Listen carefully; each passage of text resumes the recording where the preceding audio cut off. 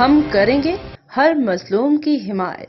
السلام علیکم، میں ہوں حرین فاطمہ اور آپ دیکھ رہے ہیں حمایتی نیوز HD چینل۔ نظر ڈالتے ہیں آج کی اہم خبروں پر۔ صحافیوں کے ساتھ سوتیلی ماں جیسا سلوک، آئے روز قلم پر حملے، صحافی غیر محفوظ، اسلامی ممالک میں صحافت کا قتل عام ہو گیا، وڈیرے سیاستدان لٹیرے قلم کو خرید نہیں سکتے،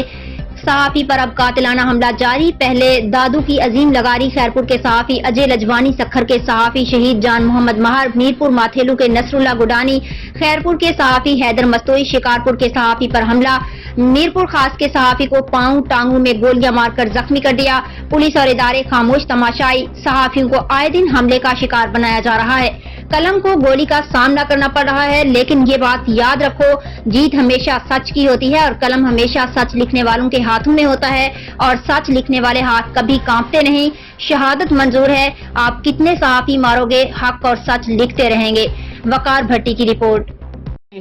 پیڑھی جانا تھا، وہ بکرا پیڑھی کا جو ہے وہ رپورٹ بنانی تھی، پھر میں صبح لیٹ ہو گیا، گاڑی نہیں تھی میرے پاس، میں نے دوست سے گاڑی اٹھائی اور اس سے گاڑی اٹھا کے میں ادھر کے پاس جا رہا تھا، پبلک اسکول سے پہلے پکانٹوں کے اندر حکیم سجاد، فاروق حسن متی جو وائس چانسلر ہے اور اس کا بھتیجا جو ہے، دونوں بھتیجے اور سیرم اور وہ احمد سے گاڑی سے اترے۔ حکیم نے میرا پہلے ہاتھ موڑ کے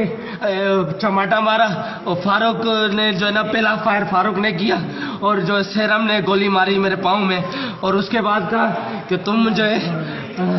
انتظار کرو، عید کے بعد تمہیں پتہ لگے، بقایا تیرے باپ کو بھی جو ہے نا ہم بتاتے ہیں عید کے بعد کیا ہے کیا نہیں ہے، اور باقیوں کو بھی۔ چاچو ہماری